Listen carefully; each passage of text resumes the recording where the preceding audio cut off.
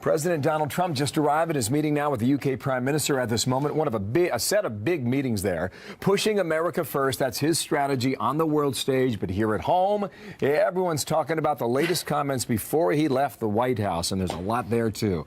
You'll hear a lot of it coming up. Good morning, everybody. I'm Bill Hammer, live inside of America's Newsroom. And you? Good morning to you, Bill. Let's get this going. Right on. Another big morning. I'm Sandra Smith. Before leaving for Switzerland, the president said he's looking forward to speaking with Special Counsel Robert Mueller, saying everyone just needs to deal with the fact that he's the better alternative to Hillary Clinton. There's no collusion. I couldn't have cared less about Russians having to do with my campaign. The fact is, you people won't say this, but I'll say it. I was a much better candidate than her. You always say she was a bad candidate. You never say I was a good candidate. I was one of the greatest candidates. Nobody else would have beaten the Clinton machine, as crooked as it was. But I was a great candidate. Someday you're going to say that. John Roberts is on the ground and live in beautiful Davos, Switzerland this morning. Good morning, John. Sandra, good morning to you. The president is scheduled right now to be having his first bilateral meeting here in Davos with the UK Prime Minister Theresa May. We have not yet gotten a notification that he's gone into that meeting yet. We should have some video of that for you sometime within the next 20 minutes to half an hour. After that, he meets with the Israeli Prime Minister Benjamin Netanyahu. On the agenda for both of those will be North Korea, Iran, ISIS. He'll also be talking clearly with Theresa May about trade as well. Later on today, the president is going to host a dinner with the CEOs of a small group of European companies that already have a footprint here in the United States. Well, not here in the United States. We're in Switzerland. That already have a footprint here. I said it again, footprint in the United States, and he hopes to convince them to increase that footprint in the U.S. The president delivering the message here to the Davos World Economic Forum that the United States is open for business. The fact that we now have tax and regulatory reform has made the United States a very, very good place for global companies to do business. Here's what the president said to a small group of reporters off camera yesterday, just before he left for Davos. I'm going to Davos right now to get people to invest in the United States. I'm going to say, come into the United States. You have plenty of money. But I don't think I have to go because they're coming. They're coming at a very, very fast clip. We passed massive tax cuts and reforms so that more businesses will come back to your cities and towns, and working families will finally get the pay raises that they've been waiting for many, many years. And my apologies, those comments were made before a group of mayors that were assembled at the White House yesterday. There are also some rumblings here, Sandra, that tomorrow when the president gives a big speech to the World Economic Forum, that a number of people may quietly walk out. Some of those people are from African countries, and that is to protest the president's S-hole comments about African and other nations a couple of Thursdays ago. But it's significant that before he gives that speech, the president will be meeting with the president of Rwanda, Paul Kagame. Kagame is also the head of the African Union. They hold the leadership there right now. So if Kagame makes a positive statement during that bilateral meeting with the president, it may temper this idea, this notion about some people, particularly from African nations, walking out of that speech tomorrow. Sandra? A lot of the talk, John, this morning here at home is about what the president said before he left. So what did he say about the Mueller investigation? Well, you played some of it just as you were leading into this report, and it's quite different than what the president told me a couple of weeks ago when he was with the Prime Minister of Norway in the East Room, when he told me there was no collusion with Russia, between his campaign and Russia, to influence the American election, so there shouldn't be an interview. Well, yesterday he insisted again that there's no collusion, but he did tell a small group of reporters before he left that he's looking forward to sitting down with Robert Mueller. Listen here. Are you going to talk to Mueller?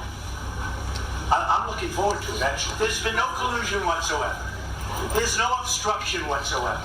And I'm looking forward to it. I do worry when I look at all of the things that you people don't report about with what's happening. If you take a look at, the 5 months worth of missing texts, that's a lot of missing texts. I don't know. No, I guess they're talking about 2 or 3 weeks, but I would love to do it. Would you do it? But, again, I have to say, subject to my lawyers and all of that, but I would love to do it.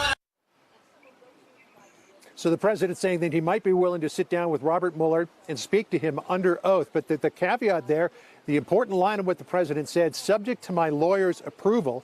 And I'm told by people familiar with the investigation into Russia that his attorneys, his outside attorneys, aren't necessarily comfortable, Sandra, with him sitting down with Mueller. His team has provided thousands of documents on the issues, and these are schedules, these are emails, these are decision memos and deliberation memos. So if you've given all of that information to Mueller about the issues in question, why would you subject your client to an in-person interview with Mueller that could take off in a dozen different tangents? I don't think that there's a particular degree of comfort, at least with his outside legal team, for the idea of him sitting down with Mueller. And the president making that big news just before he left the country. John Roberts, thank you. For more on the president's trip right now, the latest on what's happening, Department of Justice, we're going to bring in Axios national political reporter Jonathan Swan. How you doing, sir? And welcome back here to our program. Big picture, first of all, for those asking why Davos, this was the answer at the White House. I'm going to Davos to get them to bring back a lot of money. They're going to invest a lot of money in this country. I made the statement that if we didn't do the regulation cutting, which I think is actually maybe more important than even the tax cuts, but the regulations, I think you would have had a much different situation. But our people are very happy, especially with their 401ks. He's always talking money, always talking business, always talking jobs. There's your answer, Jonathan.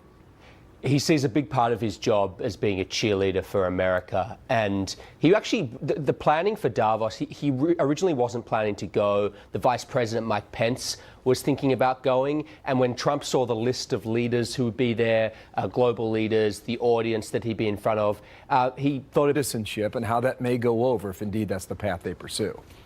Well, there's been a lot of hand-wringing about it, and some of the more right-wing websites have been beating him up. I think Breitbart called him Amnesty Don, but I'm actually not shocked by it, because if you're going to do a darker amnesty, I mean, there has, even among hardliners, been a recognition that there could be some long-term path to citizenship. The real question is, does he get something that he can authentically call a wall?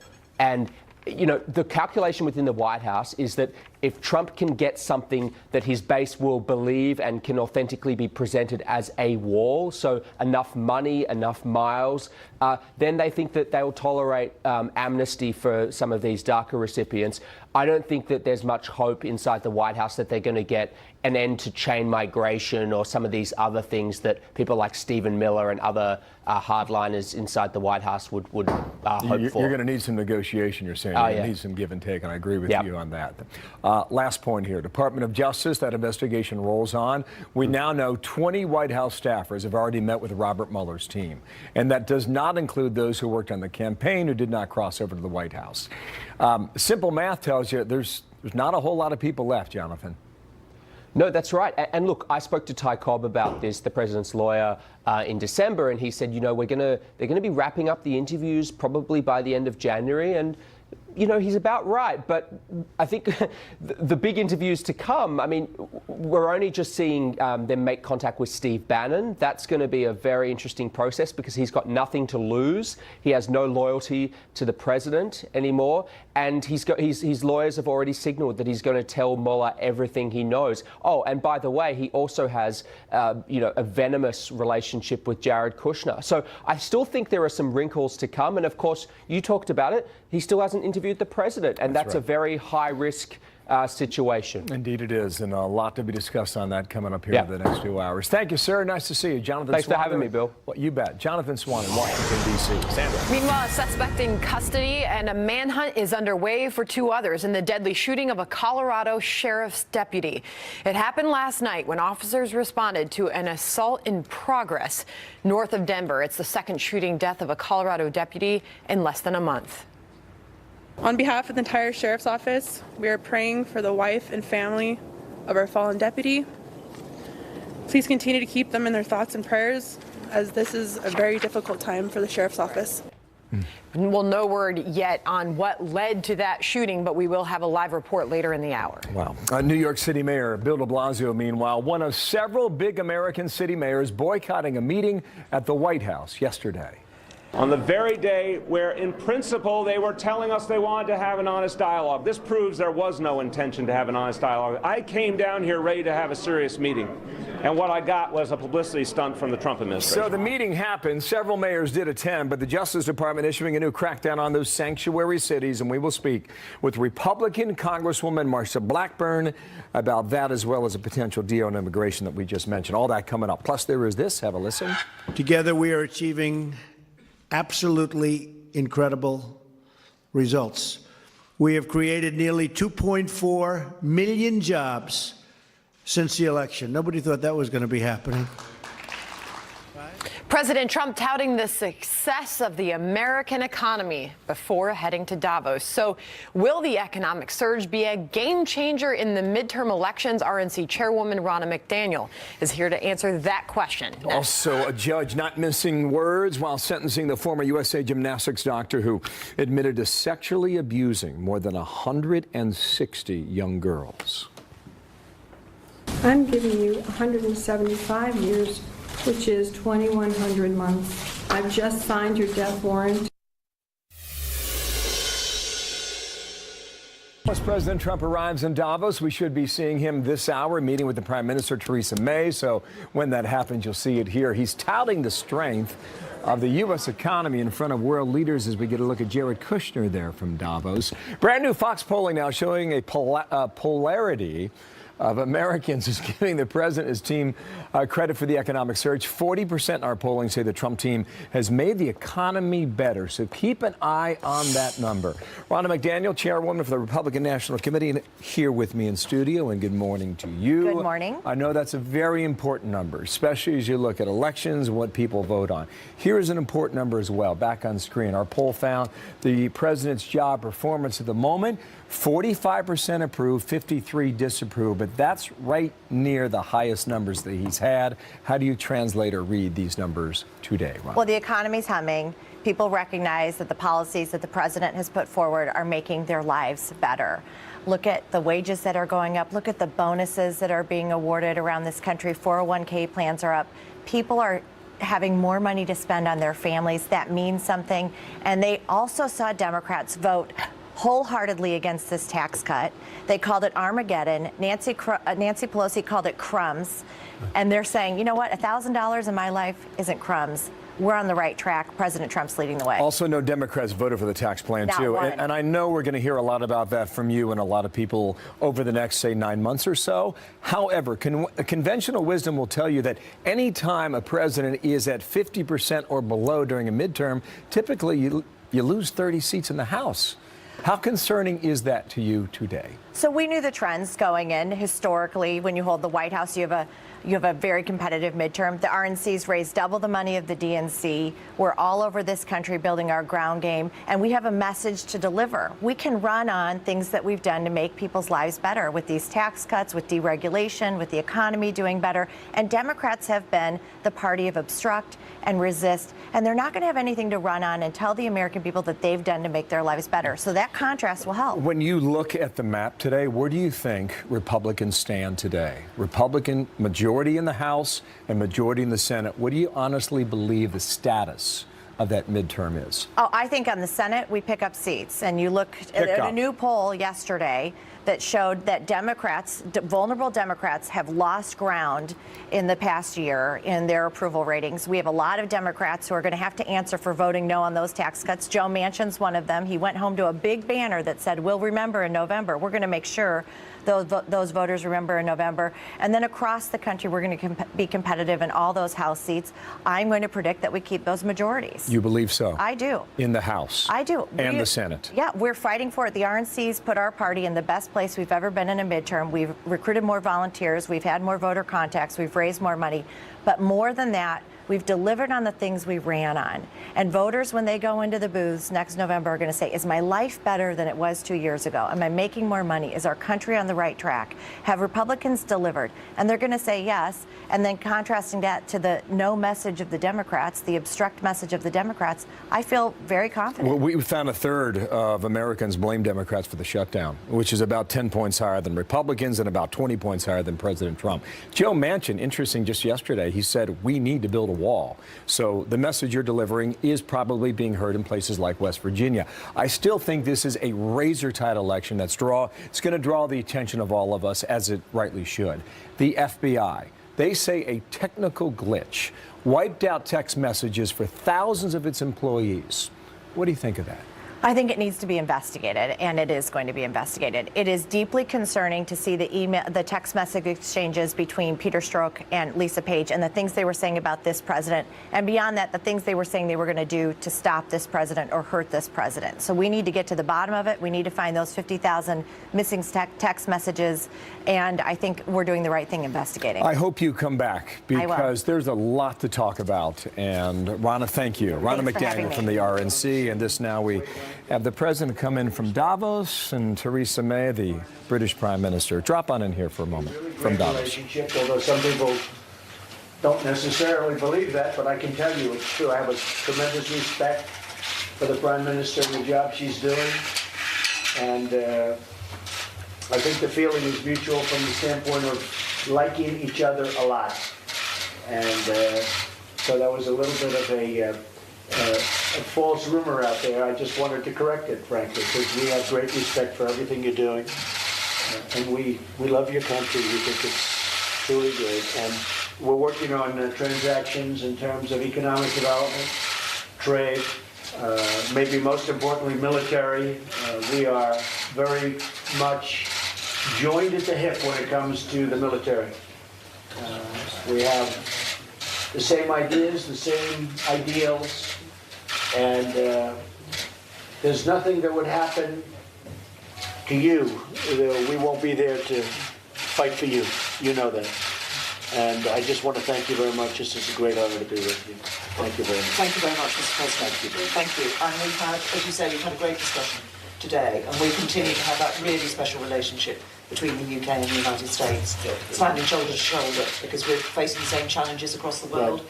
And as you say, we're working together to defeat those challenges and to meet them.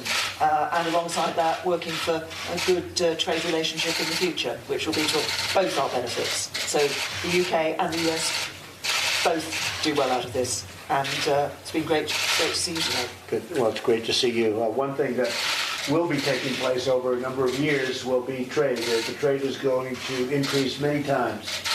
And we look forward to that. But the trade concepts and discussions really, I think I can say most importantly, that will be taking place, are going to lead to tremendous increases in trade between our two countries, which is great for both in terms of jobs.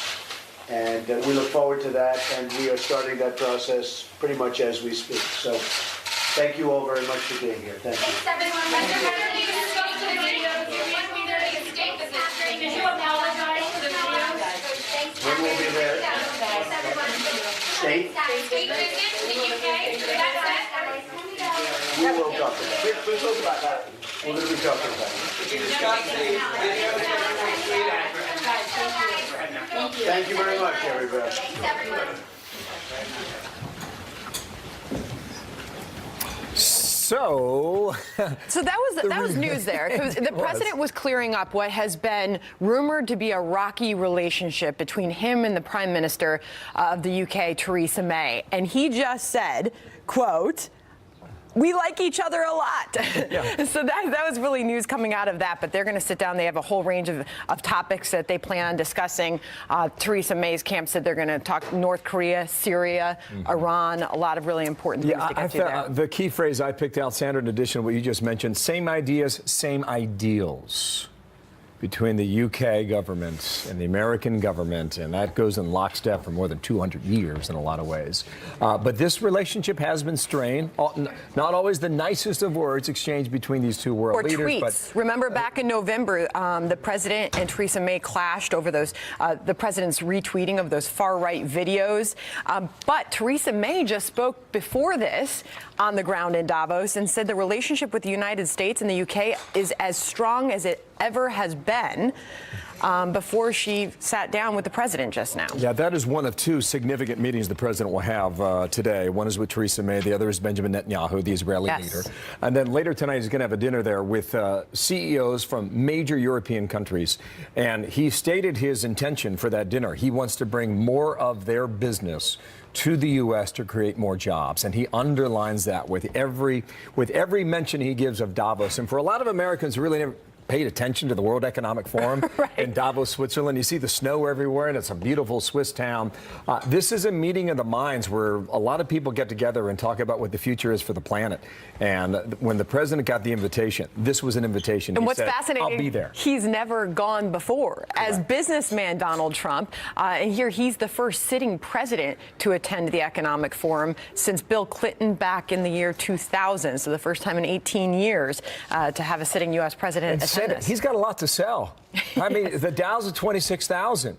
The markets are booming. You have all these dozens and dozens of big American companies saying, we're bringing back billions of dollars and investing in the American economy, and that means J-O-B. And he's taking his message straight there. All right. Well, a tragic update on what has been a devastating flu season.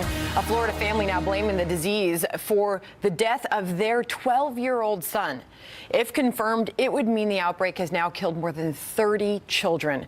Dr. Mark Siegel is professor of medicine at NYU Langone Center and a Fox News contributor, and he joins us now. Dr. Siegel, there is not a parent in this country right now who is not fearing their child getting sick, but this is specifically affecting not only children, young children, but elderly as well. Absolutely, Sandra. This is the first time that we've ever seen flu peak in so many states across the country this early. 32 states with severe flu. All 49 continental states have widespread flu right now. And the reason is because there's a strain out there, a particular type of H3N2 strain that is resistant to the vaccine to some extent, and it's a very severe strain. So it's causing complications of the flu. It's causing flu patients to get pneumonia. It's causing more heart disease. And in the case of that 12-year-old boy that we've been talking about, it literally caused his immune system to rev up, and tragically he died. And we've seen over 30 deaths of young children already this season. It's a bad year. And you hear in so many of these cases, as was his case, the parents said he was a healthy kid, no health complications. They thought he had a cold, and then several days later, death. Dr. Siegel, it makes you afraid to leave your house or send your kids off to school. How do you prevent yourself, or what can you do to help prevent your family from getting this? Well, Sandra, a couple of things. I think people misunderstand what the use of a vaccine is. Now, Dr. Fauci of the NIH told me they're only a couple years away from a universal flu vaccine that's going to be an extraordinary change. But in the meantime, there's still time for you to get the yearly flu vaccine. And did you know that usually 80 to 85% of the children who tragically die from the flu were not vaccinated? Because a vaccine gives a ring of immunity around your entire household. So if you get a flu vaccine, you're not only protecting yourself, you're protecting pregnant women in your house, you're protecting the chronically ill in your house, you're protecting elderly people in your house, and young children as well. So I want everyone to get a flu vaccine, and physicians out there need to be on the lookout for secondary problems that come with the flu, like pneumonia, like bronchitis, like heart disease. Sometimes two things are happening at once, Sandra. We have to be looking for both. That's a really important point, doctor, because as in this 12-year-old boy's case, they thought he had a cold.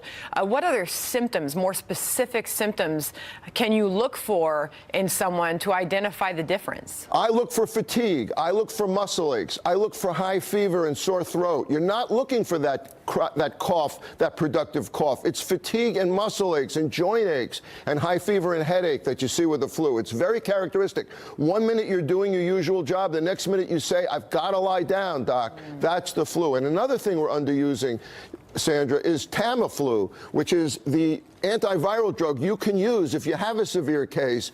It prevents spread, it decreases spread, and I would also recommend that physicians out there prescribe antivirals like Tamiflu to patients that have a severe case or others in the household who are at risk. I know you've mentioned that a bunch. This has been an unbelievable flu season. It's not over yet. Dr. Siegel, thanks for being here. It may not even have peaked. It may last for several more weeks. Whoa, don't want that. Get your shot. All right, Dr. Siegel, thank you. 29 past, there was a manhunt underway for two suspects. A police officer shot dead in the line of duty. What we're now learning about their accomplice, who was already in custody. Plus, there's this. Are you going to talk to Mueller? I'm looking forward to it, actually. There's been no collusion whatsoever. There's no obstruction whatsoever. Well, you heard it. The president says he's looking forward to speaking with Robert Mueller. Our panel takes that one up. Winfrey weighing in on all the speculation she may be making a run to be the next president. She is pouring cold water on that. She says it's not something that interests me. I don't have the DNA for it, she tells Axios. And also in an interview with InStyle magazine, she also said she is not running for president. Oprah Winfrey. We'll keep following that story for sure. If true, Hemmer was flat out wrong, wasn't he? Because I said on the record she's going to run. You sure so did. We'll see whether or not that report holds, right, Sandra? Coming up here. Meanwhile, check this out. 9:33 in New York. This is an absolute economic broken record, but the Dow right now was up triple digits at the open. President Trump selling the United States over on the world stage in Davos. Back at home, the stock market is climbing yet again. Dow surging.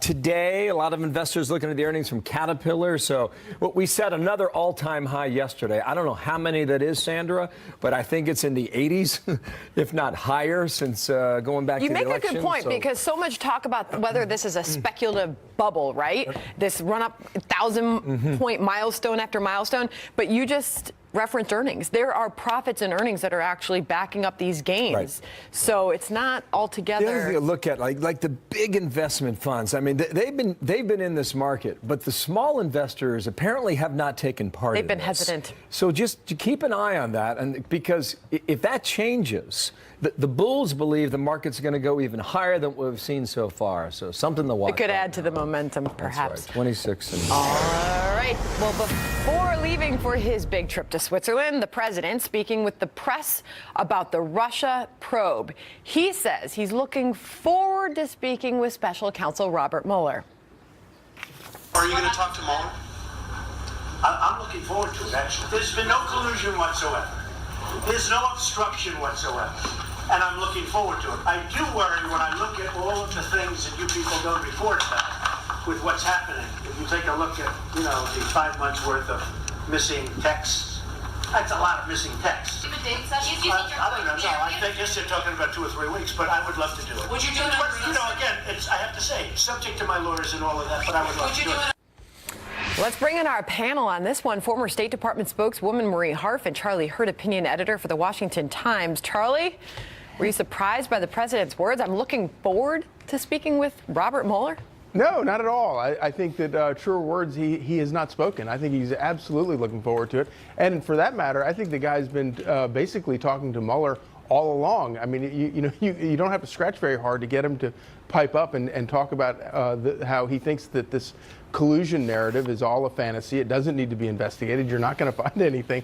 And so, which also leads to, it's kind of hard to understand how, are they going to try to say that is obstruction of justice? The president is sitting there saying, talking about how there's nothing to investigate here. Right. I think that's a pretty far reach. I don't think American voters would buy that. Right. So while he says, I'll sit down with Robert Mueller, he points over here and says, but we should look into what's in these text messages, right, Marie? Marie, you and I have had many opportunities to talk about all this. And, We have. and here the president's saying, not only am I willing to sit down and talk to Mueller, I'm looking forward to it. And he follows that up with, here's the story. There has been no collusion whatsoever. There is no obstruction whatsoever. So why wouldn't the president agree to sit down with him?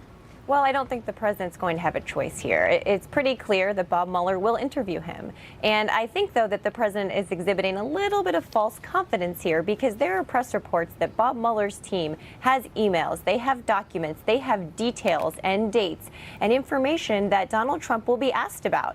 And, President Trump has a lot of good qualities. One of them is not sticking to, specific details, specific facts, very detailed information. And so I think he could be in for a rude awakening here when Bob Mueller comes to him and says, here's what I know about why you fired Jim Comey. Here are detailed, documents, emails. Here's detailed information, well, and he needs to look too worried about it, right, Charlie? But so he should be. Taking this a step further, not only is the president saying he's willing to and looking forward to it, he says when asked whether he would do the interview under oath, I would do it. I would do it under oath. Yeah. Yeah. No, I think he's very confident about it, and I think he's very frustrated. But I do think that we have seen him exhibit increasing confidence over time, because I think there was a period there at the beginning where he couldn't say for sure what everybody around him was doing, what everybody around him had said to different people or met with different people. But as time has gone on and more of the stuff has come out, and by the way, Maria, as you know, this stuff has been leaked, and the majority of it has been leaked from investigators looking into it, which is sort of a highly questionable tactic in its own right. But I think as time has gone on and more of the stuff has come out and he's seen it and he's gotten to the bottom of it and he realizes that a lot of it is BS, he has increased his confidence, and now I think that he's in a very good spot right now with all of this in terms of feeling confident that there isn't any sort of bombshell. Someone who does not think this is a good idea is Judge Andrew Napolitano. He's actually coming up on this program next hour. He says no way should Trump sit down face to face with Robert Mueller. He says this is what we call a perjury trap. Well, right, and I think that's what I was trying to say a few minutes ago. Look, Donald Trump cannot go into this under oath interview, if that's what it ends up being with Bob Mueller, and treat it like he does press interviews, for example, where he goes from topic to topic. He doesn't focus on details. He says one thing 1 minute and the opposite thing a few minutes later. He is going to have to prepare for this. He's going to have to take it seriously, and he should not be overconfident, because Judge Napolitano is right. Donald Trump will be held accountable for what he says to Bob Mueller, not just in the court of public opinion, but in a very serious way. So they should take it seriously and not be overconfident. Is there any evidence, Charlie, that this probe may be winding down if all of a sudden now we're talking about Mueller sitting down with the president after we just learned of a string of high-level interviews inside of the White House, multiple voluntary interviews within the White House? Maybe is it coming to an end? Well, we do know for a fact that in previous investigations, such as the one of Hillary Clinton, the investigation had already wound down before they even interviewed her. So maybe that should be a pretty good indicator that things are winding down now. Perhaps we can hope. Marie, last word to you. I think this is going to keep going on for some time, and a lot of it will depend on how that interview with Donald Trump goes. If they interview Mike Pence, this investigation in some respects will continue based on how those go. And so we will be talking about this, I think, for many months. All right, Marie, we'll see you at noon today, by the way. Yeah, I'm looking forward to it. Charlie, thank you. Thank you, guys. Maybe Charlie's the one lucky guy. Maybe All right, come on down and stand right up. Well, on The Price is Right, one contestant correctly guessed the price of a treadmill. Ouch. And then she took down the host, Drew Carey. She was excited. She did not end up winning a car, however, but did leave with $3,000 and a pretty good story to share with her friends and family. Nice. He was right on the edge. It's really scary to watch that multiple times. I mean, if he had been a couple inches further over, it could have been uglier. She did. Okay. The White House now only days away from releasing its guidelines for a deal on immigration. We've been working with both House and Senate members. We've had dozens of conversations with them, and the framework that you see on Monday will be born out of a lot of those conversations. So then, can Washington forge a deal that also addresses the concerns of his supporters about border security?